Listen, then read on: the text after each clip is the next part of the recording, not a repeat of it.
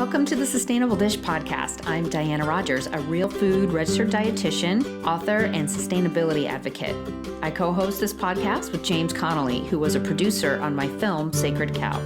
I also founded the Global Food Justice Alliance, an initiative advocating for the inclusion of animal-sourced foods like meat, dairy, and eggs for a more nutritious, sustainable, and equitable worldwide food system.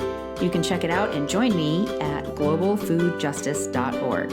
Thanks again for listening, and now on to our show.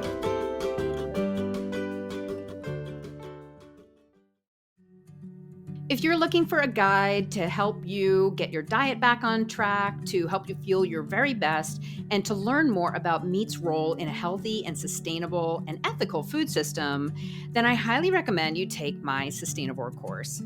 I've condensed all of my knowledge in human nutrition and agriculture and have made it accessible to everyone in 8 easy modules. There are quizzes, tips, and motivational emails to keep you on your journey. It also comes with a free cookbook and other great bonuses.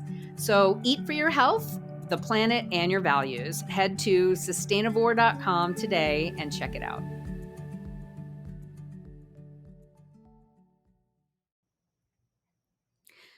Welcome to the Sustainable Dish Podcast. Today I have with me Paul Wood, who I had the honor of co-speaking with down in Australia not too long ago. It is morning for him right now. He is Adelaide. Is that correct, Paul? Melbourne. Sorry about that. And so we're going to talk all about lab meat, and we've never really covered this in depth on the podcast. So I'm so excited to dig in. Welcome. Good morning, Paul. Good morning, and nice to be with you today. Yeah. So before we jump in, can you give folks a little bit about your background and how you got into all of this? Sure. So I trained originally as an immunologist, PhD in immunology. Worked with an organization in Australia called CSIRO. So worked in developing vaccines in the animal health space. Eventually moved across to industry with a company called CSL, and that they sold their animal health division to Pfizer. Eventually ended up in the US in Kalamazoo, Michigan, as head of discovery for Pfizer Animal Health, which is now Zoetis, so the largest animal health company in the world. Through that journey, I learned a lot about, obviously, large scale fermentation. We use cells primarily to make vaccines, but more recently we use them to make monoclonal antibodies as well. So I knew a fair bit about the sort of tech. So it's probably what got me into this area, because when I first saw the reports, I think around 2019, there was a Rethink X report that said that by 2030 we won't need cattle because of all this new technology. We'll grow meat in the lab, we'll synthesize proteins, etc. And knowing about the tech, I just thought, to be honest, to use a highly technical term, this was crap. This was, this is a really expensive tech. And so that got me into sort of, digging into it, reading a lot more about it, and then starting to commentate on it. And at times it's almost a full-time job now, because there's so much hype out there. So I don't come at it from any philosophical point of view that I'm anti sort of alternative foods, alternative produce. I just look at it from a technology, from a manufacturing point of view. And to me, the cost is the biggest problem. One of the things I say is the technology works, the business models don't. And I can talk a bit about what it is, if you like, for your audience.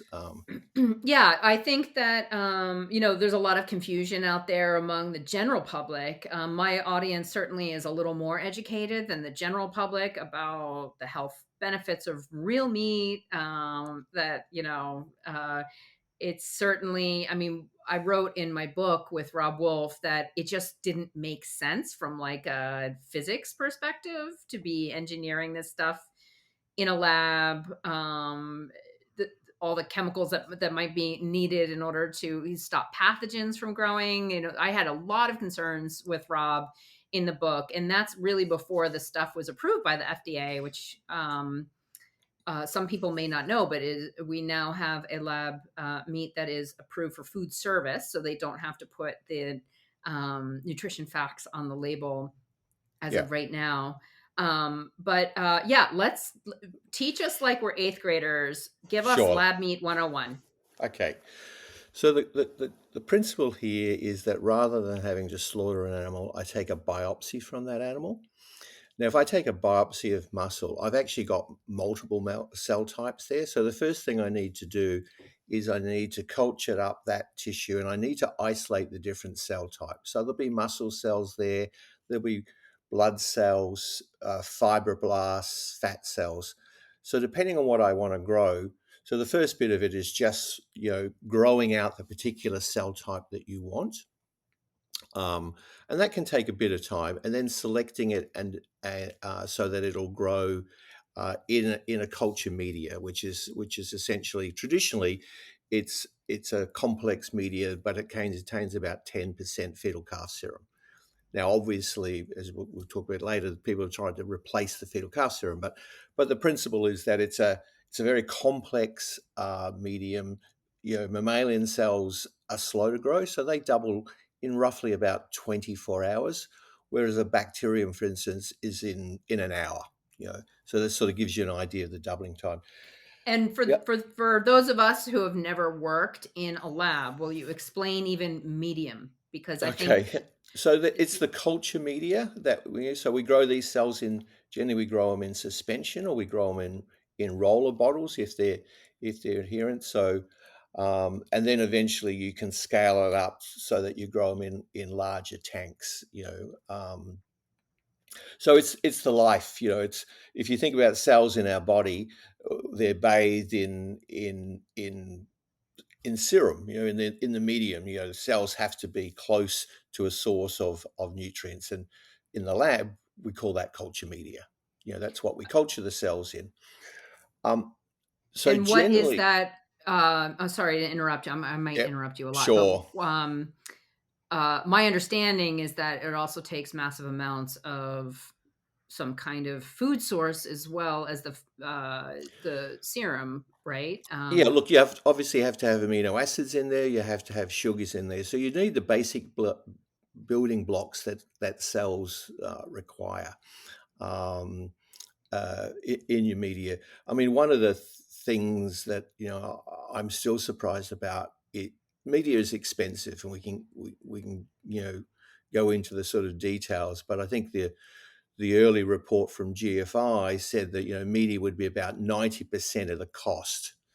Now, I knew straight away they didn't know what they were talking about because, from a manufacturing point of view, it's generally about 20 or 30% of your cost.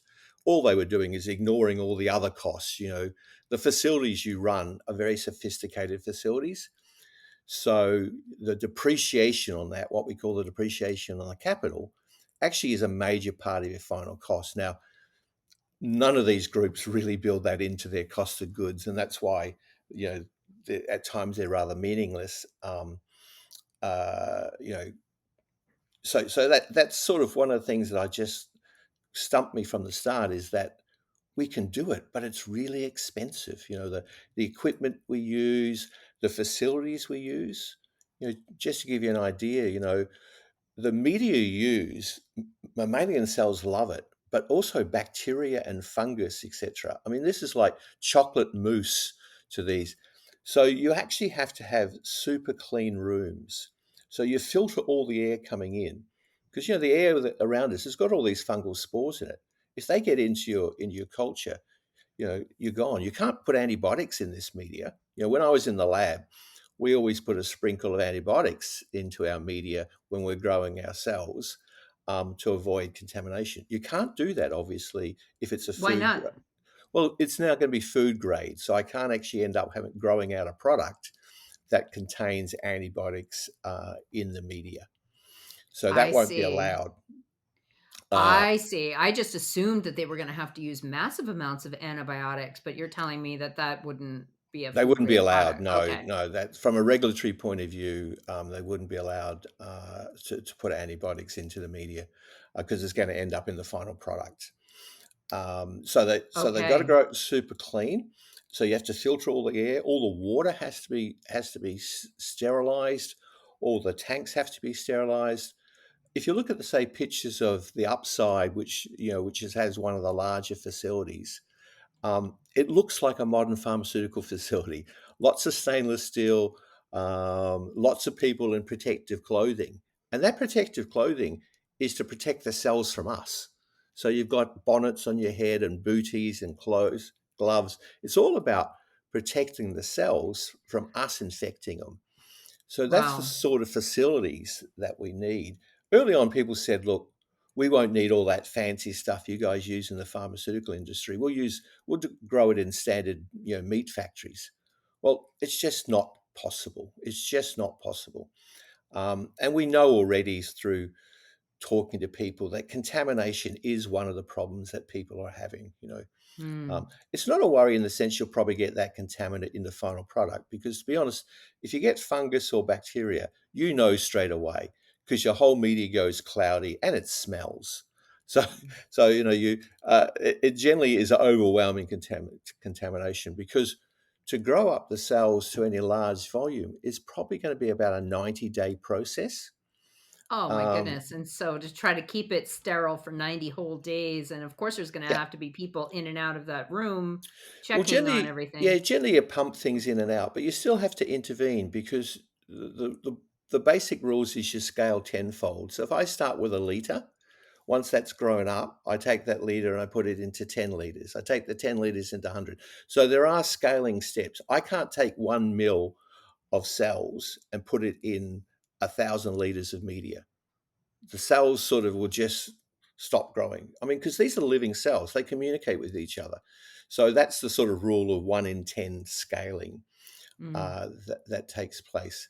The other thing you have to do generally is immortalize your cells because if they're primary cells, so like a standard muscle cell, then that muscle cell will stop growing after about 50 divisions. So that's why you generally don't use primary cells. So we use the term transform the cells. So we transform the cells so that they'll grow on a continuous basis. Depending on how you do that, some regulatory authorities will have some issues because if you start going in and genetically manipulating the cells, then you go into a different regulatory bucket. You know, so people aren't doing that. Although some companies claim that that's going to be their particular IP, they're going to be able to edit the cells, genetically edit the cells. Um, so let's go back to the start again. I'm jumping around a bit, but so I've got my cells. Early on the concept was I'm going to take muscle cells. Okay, I'm going to grow them up, and then at the end stage, I'm going to differentiate them to muscle fibers, and I'm going to produce meat. Now, the reality is most people aren't doing that because they found that that's actually a very tricky step, that differentiation. So they're just growing up a single cell suspension, making a cell paste, and they're using that paste by blending it with plant-based products to make a product. Some people have found, and muscle cells, are a bit more difficult. So some people are growing fibroblasts. Fibroblasts are the connective tissue. So generally the bits of gristle that you might cut off a steak, a nice steak, but they're growing up fibroblasts. Now, why do they do that? Well, because they're faster to grow. They grow a little faster. I call them the weeds of the cell system. They're the things that generally, if you have a mixed cell bunch of cells, the fibroblasts will overgrow your culture. Um, but so they're using them because they're convenient. But my question is that actually meat? I mean, it's no longer a muscle cell. Some people are growing fat cells because we know that a lot of the taste molecules are in fat.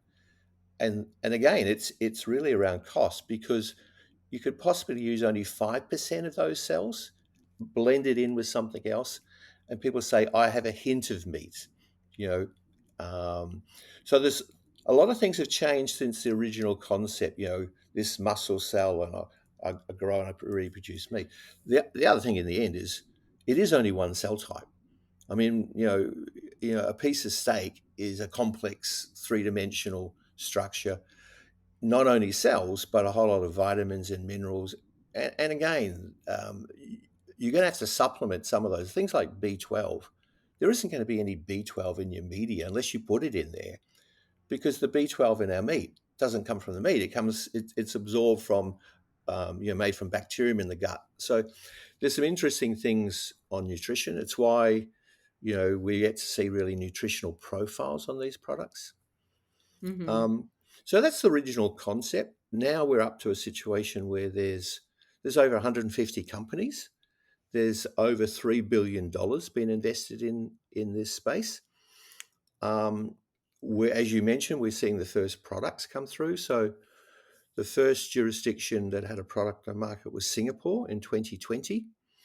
So this was Eat Just. They released a chicken nugget.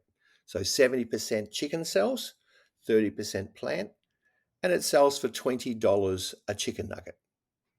And it really hasn't changed in price since then. Mm. Now, you know, that's where I get in and start to ask the question, $20 a chicken nugget? It's, I'll pay, $50 for a nice steak, a nice Wagyu steak. I'm probably going to pay more than $50 for a nice Wagyu steak, but I'm not paying $50 for a chicken nugget or a hamburger or a sausage, which is what these products are going to go into. So you're going to use expensive technology and then you can make commodity products. You know, Right. that's that just doesn't make business sense. Yeah, you said a bunch of things. I made a bunch of notes. I did have a conversation with someone from Eat Just who was pushing back and saying, "But we haven't scaled yet. Of course, it's expensive. The technology hasn't scaled yet." Yeah, But in order to scale, they've got to overcome mountains of issues, including consumer perception around yeah, this idea, and what to call it, and all of those things. But I want to go back to a couple things you mentioned when you said IP, and so yeah, that's really at the heart of all of this. Will you explain yeah. the IP, intellectual property, and what these kind of greedy tech guys is really what they are. Yeah, look, I probably would use it. Like I've been, spent my time in the pharmaceutical industry. Intellectual property is a very important part of tech. You know, Mhm, but in this context, it's not particularly sophisticated. I mean, people are playing around with different cell types, different media, different fermenters. It's mostly around production, and it doesn't make for very good intellectual property. So when I look at these companies, there's a lot of them, but there's not a lot of differentiation. So their intellectual property, I think, will be not very protectable. It's one thing to have a new drug, what we call a new API. I can protect it, I can define it. But if I just have a little tweak in my media, and someone else, how do I protect that? So I think, you know, because we're raising money from venture capital people, they love to talk about IP and think they're going to get protection. But I haven't seen much IP in this space that I would give too much credit to. mhm. And I think they've got bigger problems than that. The Yeah, scaling the scaling. Let's just talk about scale because it's so important. Because people say, "Oh, we've scaled," but yeah, you know, the largest facility currently built is the Upside facility, and they say that they call it a pilot facility, and they say that can produce 50,000 pounds of product a year. Let's break that down. So that's about 1,000 pounds of product a week. Now, that's about 3 dress carcasses. So that's what a single butcher would do in a day, a minimum, sort of thing. So right. they're talking about that as their scale, when in reality, to red meat or meat production, it's nothing at all. Now, the interesting thing is, um, Upside is one of the ones who got a license in June of this year. They got a license through USDA to sell their product. Now, what are they selling? They are, with all that facility, they are able to supply a single restaurant 1 day a month for one service at 16 servings of 25 grams per serve. I mean, it's a farcical situation that you've got a license and you're launching a product and you can't supply. And what we found out is that their sophisticated facility with these fermenters, they haven't been able to get it to work. So they're back to using good old-fashioned plastic roller bottles. And that's why they aren't able to supply product. So scaling is an issue even when you've got a facility. Right. Um, so that's the other thing. The amount of material. I mean, the estimates to a decent sized facility is going to cost you in the vicinity of 400 to 500 million US to build a decent sized facility. Right. So, firstly, you've got to get that capital, but then that's why I say that the depreciation of that will be a big part of your cost. Your media, I mean, best case scenario, I'm probably going to use about 10 to 20 liters of that media per kilogram of product I produce. So let's think about that 10 to 20 liters per kilogram of sort of wet cells.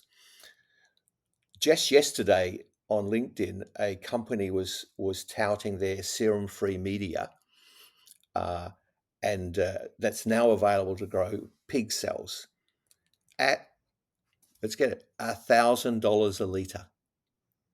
Wow. Now that's, these people keep telling me we've made all these improvements, we've got our cost of goods down, and here they are. We've made this serum-free media, and it's yours for a bargain price of $1,000 a liter. Mm. Now, look, people can do it cheaper than that, but that's the sort of thing that I look at, and I just scratch my head and think, I just don't know how many of these people really understand the business of fermentation.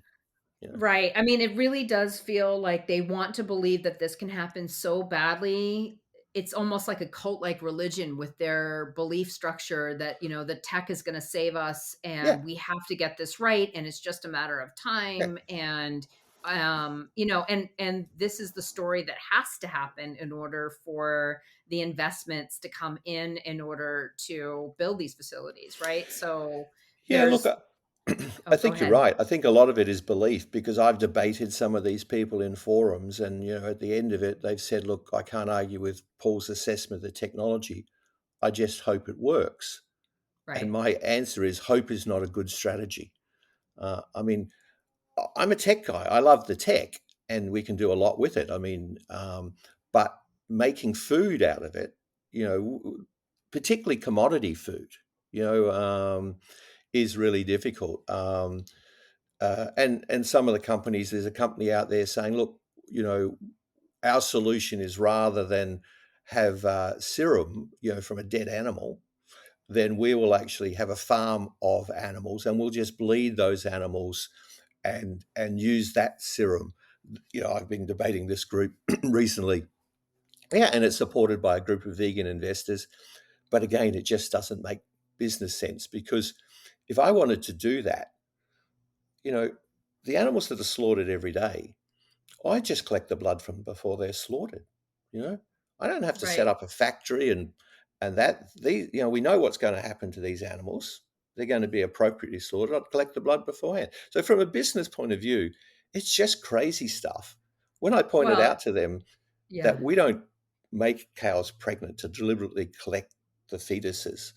Fetal calf serum is a byproduct of slaughtering of animals. If an animal turns up in the works and you see it, you collect the serum from that because it's liquid gold and it's an important byproduct, but it's not a primary product. And they didn't even know that. They were out there saying, "Oh, we're going to save all these cows' lives," and I said, "No, you're not." You know, and then you touched on consumers, which I think is a really good one because I look at it and go, okay, so at the end, I've still got a cell, whether it's muscle, fibroblast, or it's a real tissue. That's not going to go to vegans. Vegans aren't going to, they've already said, oh, I'm not having any animal parts. I'm not consuming, I'm not using. Even vegetarians, vegetarians not looking for the taste of meat. So then they say, oh, yeah, but we've got these flexitarians, which is, to be honest, it's a made up term. No one describes themselves as a flexitarian. You know, I'll have the flexitarian meal on the menu. Yeah. It's just a made up term, but it's just people who try different things, but they don't stick. So it's not a market you can rely on, and that's, I think, a few people have got caught out by that. So Mm, I'm not sure about who the market is for these products. And in the right. end, the biggest competition will be plant-based products. Someone who's looking to say, I don't want to eat meat, I'll have the plant-based burger. Well, there's the cell-based burger. That's going to be the competition rather than a piece of meat. So I Yeah. think they're vastly overestimating the market. I mean, the plant-based people did this, and it's really hurt them. We know that plant-based sales have really flattened and in some cases fallen. So after all this effort on plant-based, I think in the US they're about 1.3% of the market share.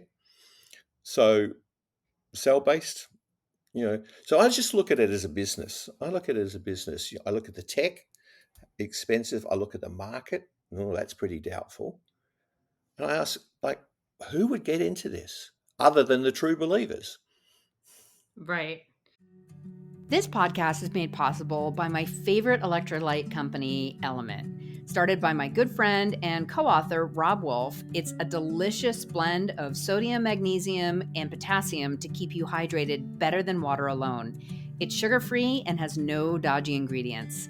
In addition to hydration, electrolytes are important in regulating your immune system, helping to keep you healthy during the colder months in cold and flu season.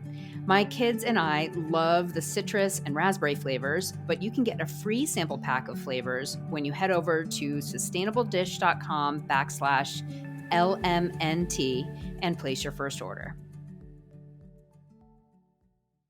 Yeah, and you mentioned too that it's complicated to develop the different types of cells and everything, and so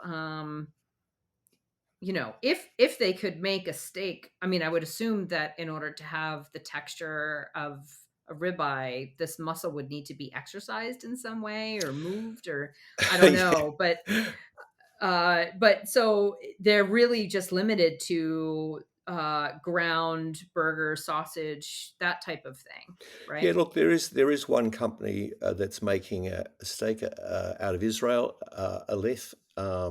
They make a steak. It's 4 millimeters thick. So cooking it would be very interesting. I think you're probably going to get the well done version with it pretty quickly. Yeah. Um, uh, but again, what they do is they take a scaffold. When I talk about a scaffold, it's basically generally some edible plant-based material, you know, and then they put different cell types in there. I'll put a bit of muscle cell, I'll put a bit of fat cell, and then you grow that up, and that's why it's So only they four. take like an empty piece of like coral or sponge or Yeah, something, yeah, and then something. they Yeah, seed it with yeah, the yeah, different cells. yeah, and they Interestingly, that's the company that was the major donor to the major sponsor of Food Tank when I went to Egypt last year to the UN climate change talks. That was the company that yeah. had pumped all this money into Food Tank, which touts itself as the future of sustainable food. Yeah, and And and so yeah, they're using 3D printing. So they've added another technology in, and I don't know how hmm you scale 3D printing. I was on a podcast, not a podcast, a webinar recently with the CEO of Aleph, um, and I thought we were going to go head to head on the tech, and he didn't even mention technology because I don't know that he wanted to go head to head with me on the tech. He just talked about all the wonderful things that they're going to do to create new food types and save animals. So it was all that sort of marketing piece. Well, and I'm yeah, all for marketing, but there's so much hype in this space. I like to get down and say, let's just talk the tech for the moment. Let's talk about the cells you're using. Let's talk about the media, the fermentation tanks. I want to understand if you guys think you can do this really cheaply, and if you think about commodity products, they're going to have to produce it around about the $10 per kilogram, you know, and I think that's just not feasible. I mean, my best estimate would be saying, if everything worked well, of all the things they talked about, they might get to the $100 a kilogram. They might get to that. That's bearing in mind the product at the end will still be a blended product with plant-based material.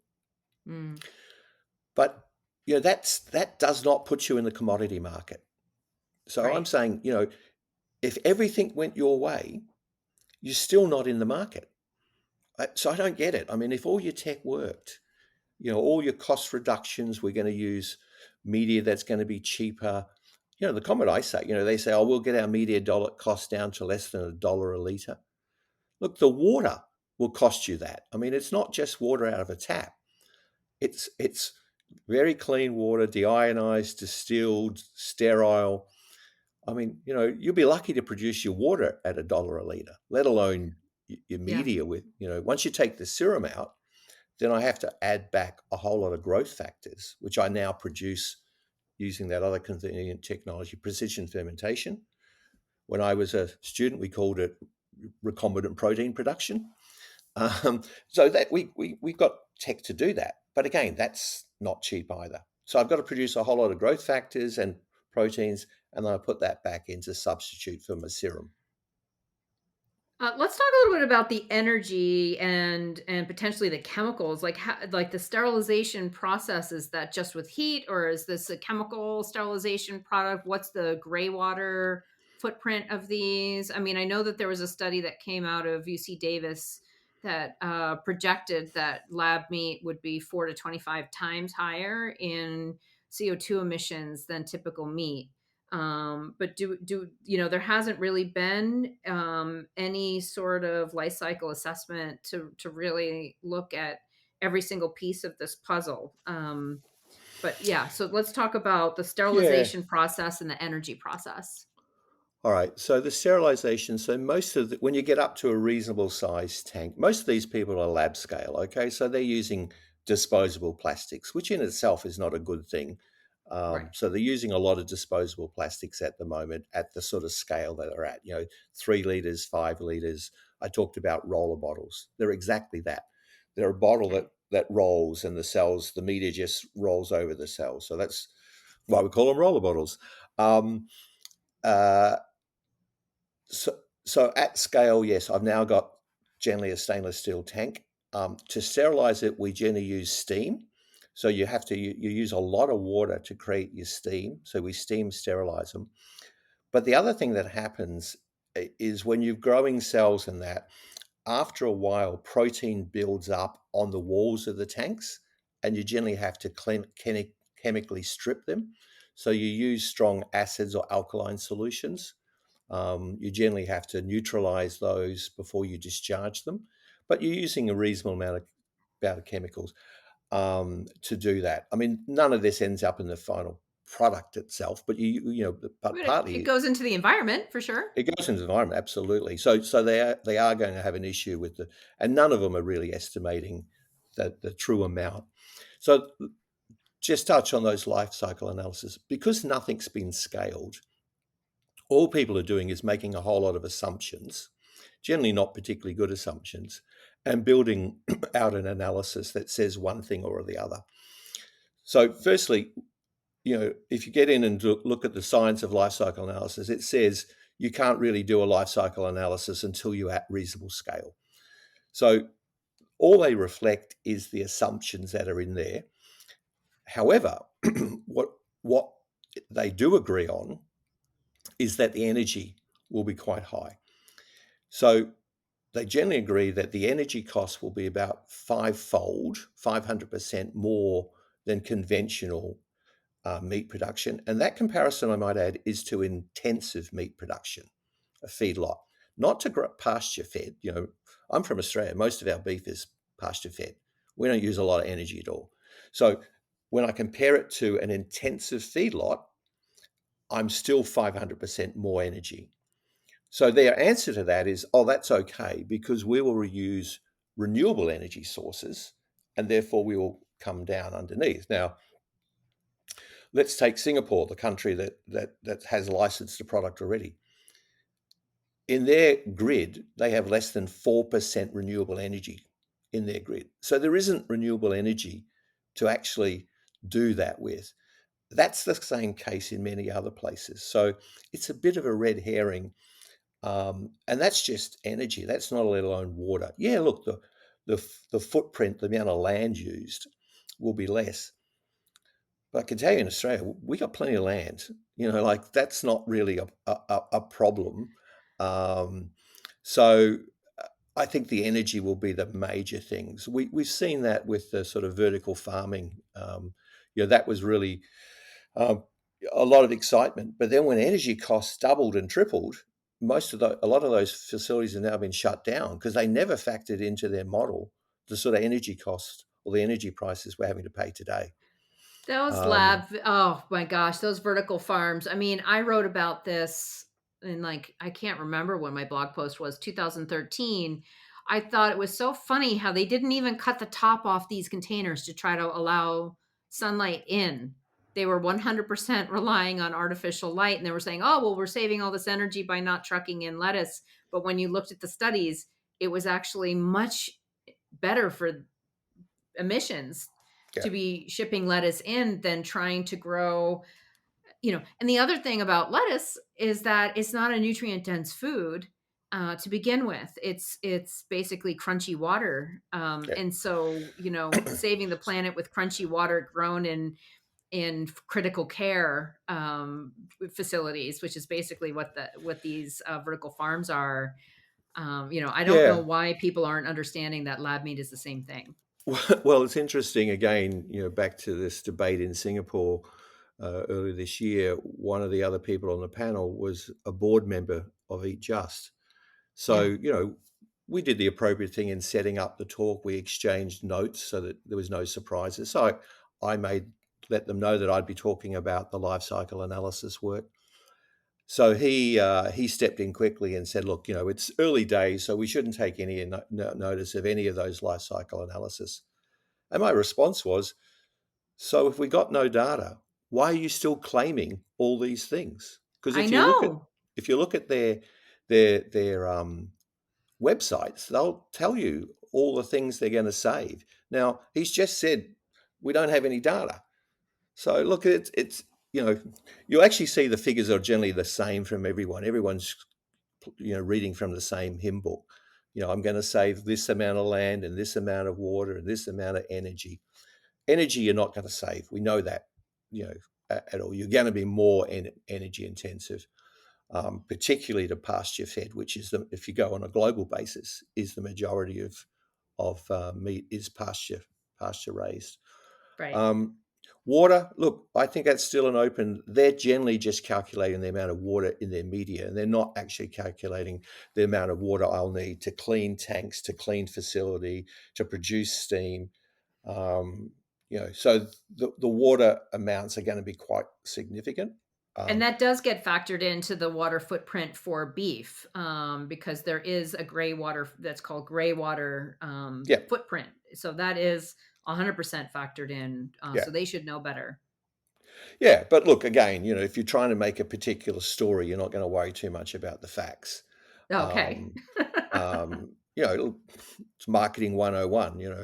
It's Right. sort of like, um, yeah. So I think the sustainability questions are still very open. Um, the customer base, I think, is very doubtful. The tech works. Let's meet the first thing. The tech actually works. We use it today, um, but it's expensive. The facilities are expensive. The staff aren't the sort of people that I hire in a meatworks. They don't get sort of $10 or $15 an hour. These are generally all university trained people. I don't need as many of them, but you know, they are highly skilled people. As I said, the facilities have to be very, very clean, positive pressure. So what I mean there is you keep the room, whenever you open a door, the air flows out, to keep those fungus and bacteria out. Everyone's in hoods and gowns and things like that. As I said, just go online and have a look at Upsite's facility. Yeah. It's a modern pharmaceutical facility which they can't run. um, Right. and and that's the other issue. Some of these investors are what they call impact investors, and they're doing it because they say we're going to change. We're going to be more sustainable. And Yeah. when I point out all these things, I said, look, you're not more sustainable.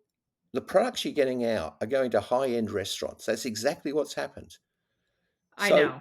if you don't move outside of that, you're not transforming anything. So you're not in impact. So that's the one thing I'm questioning some of the investment communities. How can you say this is an impact investment when you look It's at the scenarios? definitely Yes, I mean, it's not increasing food sovereignty at all. It puts the power of food production into these tech companies that are responsible to their investors. It's not making more jobs for farmers. It's taking power out of farmers' hands. It could potentially destroy rural communities that depend on livestock grazing. Um, and we need livestock grazing on grasslands in order to keep grasslands healthy. Yeah. And people are not understanding that saving land doesn't, there's a difference. Your marginal land needs grazing animals. It's not like you could do anything Yeah. else with it. Well, let's get to one of my pet hates when I hear some of these pitches. They say, look, there's going to be 9 to 10 billion people in the world. We need more protein. They start off with that. Yeah. Well, we know exactly where those people are going to be. They're going to be in Nigeria and Indonesia, Bangladesh. We know where they're not in New York, London, Sydney, Tokyo. So we need to know where those people are going to be. And then if you look at the food systems there, 90% is produced by smallholder farmers, you know, uh, just with a couple of animals. They don't need expensive tech. The other thing about it is that all this tech is actually coming out of developed countries. So the tanks and the media and that. So what would that do? Even if they could afford it, what would it do? It would actually destroy their sovereignty, their food sovereignty. They would become Exactly. more dependent. They would be importing more. So it just makes no sense for the people, that increasing population. We know where they're going to be. This tech makes no sense for them because it would actually destroy their sovereignty. Exactly. That 100%. I'm so glad that you articulated all of that. Is there anything else you want to add?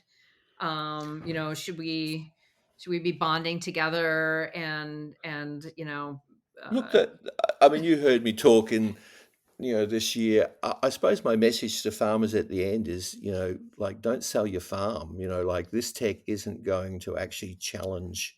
I'm all for tech. I'm a tech guy, but yeah, you've got to fit it into a business model, and we're talking about food here. So it's got to be nutritious. We don't know that yet. We haven't talked about nutrition because largely we don't have any nutritional profiles. Yeah, look, they can add things back. They can add the B12, they can add the vitamins and things like that. But we don't know about bioavailability.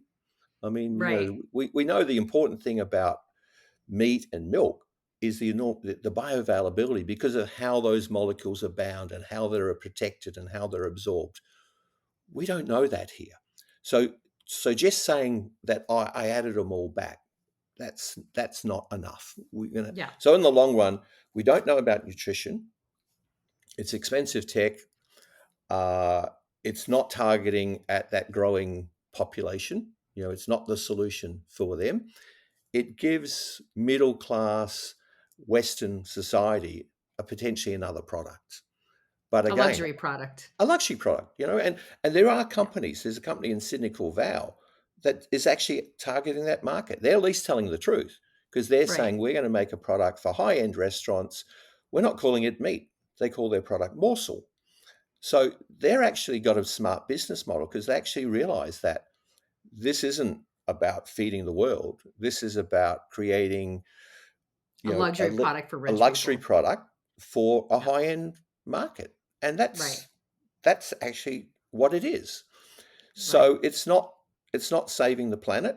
Uh, you know we all need to be more sustainable, but that's why we're investing in sustainable production systems. It's why Right. I work in with people looking at those, whether it's genetic selection, whether it's better pastures, all the sort of things to help. If you think about Africa, the work I've done with an organization called GovMed is actually about keeping those animals healthy, creating vaccines for them, because that's where their biggest losses are, is through disease. So if you can keep their animals healthy, you can cut their environmental footprint substantially. Mm-hmm. Um, so that's the solutions that they need. They do not need a tech solution that does not fit their environment. That won't give them, that will just take their jobs away and take their independence away. So, Yeah, I mean, it jobs, independence, sovereignty. I mean, yeah. we've seen in Italy already that the Italians have moved to ban cell-based meat or cultured meat. Um, Yes. and people say, "Oh, that's it's a right-wing government." I don't get into that dialogue. I just look at it and say, let's understand the culture of food. To Italians, food is, the Italians and the French, food is so important. So they're looking at it from a cultural point of view, and sometimes tech companies forget that food is not, it's nutrition primarily, but it's all cultural as well. Sitting down with the family, eating traditional meals, um, that's what's happening in Italy. And again, to companies that are jumping into the food sector or tech companies, you better understand this sector. You better understand the importance of food from a nutritional point of view, from a cultural point of view. The concept of sharing a meal with family is still very much important to most cultures. Mhm. And as I say to people, you know, um, if I have people over for a meal, I'm not sitting them down with the nice tablecloth and serving them a hamburger. If I'm serving them meat, I'm going to serve them, a nice steak, Mhm. and I'm going to pay good money for that. But I'm not paying good money for a cell-based, burger or a sausage. Experience. A cell-based experience. Yeah, yeah, yeah, Right. Yeah. Um, Great. How can people learn more about the work that you do yeah. and Look me up on LinkedIn, Paul.Wood1508. You'll see me arguing this thing, and I generally try to keep it respectful. I yeah. try to just talk about the tech. It's not personal for me. I'm not anti any of this. Alternative protein. Actually, I'm actually the chair of an insect farming company. Mhm. Another alternative protein, but that's about recycling. Um, so if you Google me, you'll see I published a number of papers. The meeting in Ireland last year, there's a very technical paper out of that. But there's also, as I said, probably more on LinkedIn. You'll find shorter pieces that just talk about some of these aspects. Did one recently on life cycle analysis, just to point out that it's too early to tell, but we Yeah. do know some aspects. Yeah. Um, but yeah, it's just trying to talk about what's real, trying to sort of cut through some of the hype. Yeah. Great. All right. Well, thank you so much for your time this morning. I know it was a little bit early for you. I appreciate it so much. I learned a ton. I'm hoping that our listeners did too. And yeah, everybody go check out Paul Wood. Thank you. Hey, nice to chat. Cheers. Cheers.